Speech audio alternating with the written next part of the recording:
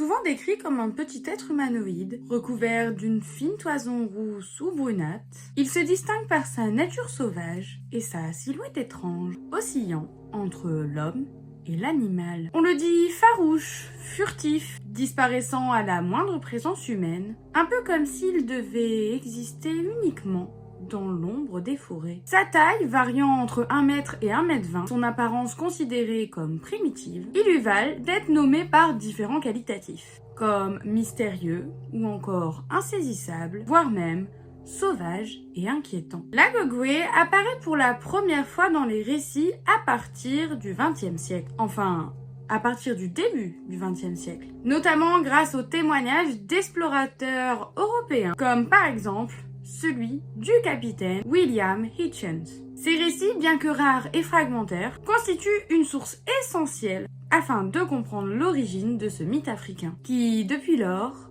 nourrit les débats entre folklore, illusion et cryptozoologie. L'Agogwe, dont le nom varie selon les traditions locales, est décrit comme un petit homme sauvage vivant dans les forêts épaisses de l'Afrique de l'Est. Son appellation, transmise par les récits oraux et rapportée par des explorateurs étrangers, signifie généralement ceux qui se cachent ou encore les hommes des forêts, soulignant ainsi son caractère furtif et insaisissable. Contrairement aux créatures mythologiques issues d'un panthéon divin, l'Agogwe appartient davantage au folklore et aux traditions ancestrales africaines. Dans certaines histoires transmises de génération en génération, il est considéré comme un être intermédiaire, ni totalement homme, ni tout à fait animal. Un être lié à la nature, qui observe, se dissimule et rarement se montre. Les premiers récits écrits mentionnant l'Agogwe datent du début du XXe siècle. Le capitaine William Hitchens, en 1937, fut l'un des premiers à rapporter l'existence de ces créatures, affirmant les avoir aperçues au cœur de la forêt. Plus tard, d'autres voyageurs et colons européens confirmeront avoir vu de petites silhouettes couvertes de poils, bipèdes, qui disparaissaient aussitôt qu'elles étaient remarquées. Ces témoignages marquent le passage de l'Agogwe du domaine des traditions orales africaines à celui de la cryptozoologie moderne. Dès lors, l'Agogwe n'est plus simplement une figure des récits folkloriques, mais devient alors une créature mystérieuse, étudiée, comparée et parfois même redoutée. Et ce, au même titre par exemple que le Yeti de l'Himalaya ou encore même le Bigfoot d'Amérique.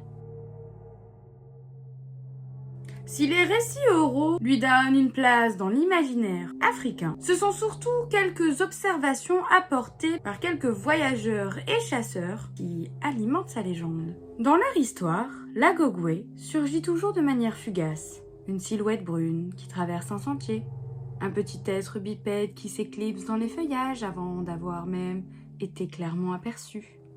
Certains témoignages évoquent de longs bras disproportionnés. D'autres insistent sur une chevelure hirsute recouvrant tout le corps. Mais tous s'accordent sur un point. L'Agogwe se déplace debout, comme un homme, et possède une allure troublante qui échappe à toute identification précise. Ces rencontres brèves, presque furtives, laissent derrière elles plus de questions que de certitudes. Était-ce un singe mal aperçu à distance ?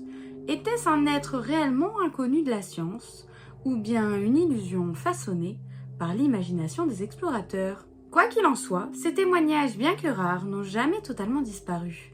Ils reviennent par vagues, portés par des chasseurs, des colons, ou encore des habitants des régions concernées. Et c'est précisément cette récurrence, à travers le temps et les générations, qui continue d'alimenter le mystère de l'Agogwe.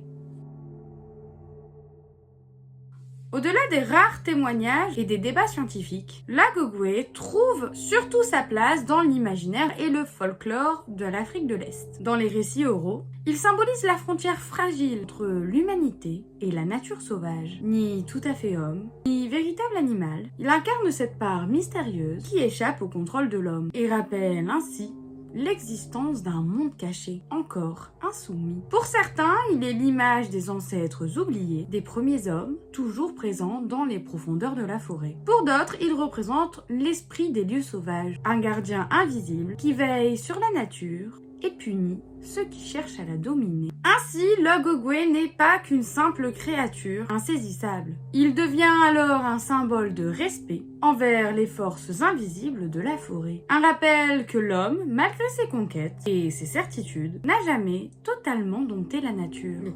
J'espère que cette vidéo vous aura plu. N'hésitez pas à la liker ou à la partager pour faire découvrir le mythe de l'Agogwe autour de vous. Si vous connaissiez déjà l'Agogwe, n'hésitez pas à me l'indiquer en commentaire. Si vous avez même d'autres histoires ou d'autres récits qui pourraient s'y attacher, ça peut être super intéressant. En attendant, on se retrouve dans une prochaine vidéo et n'hésite pas à t'abonner pour ne rien louper de mythes et des légendes de notre monde. Car n'oublions pas que chaque histoire mérite d'être racontée et que derrière chaque flamme se cache un mythe.